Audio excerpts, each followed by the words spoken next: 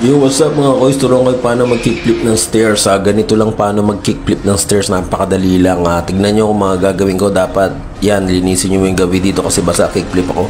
Psh, ay, ano ba yan? Napalakas kasi ng hangin. Putang ina, lakas kasi ng hangin. Buo na dapat yun. Ano ba yan? Nasilaw ako sa araray ko. Sana ang likod ko. Putang ina, nasilaw sa araw pare. Buo na dapat yung kasula. Ito pa isa.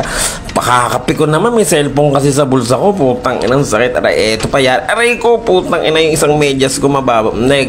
Isang first try lang sa akin talaga yun eh. Tignan nyo to guys.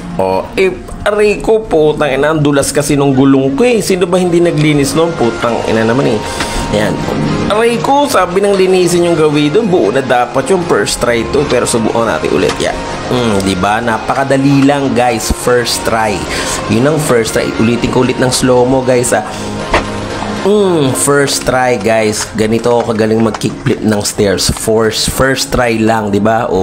Galing mo pare. Galing mo naman pare. Hoy pare, galing mo. Huwag niyo ako lapitan. Ang galing mo pare, kickflip mo.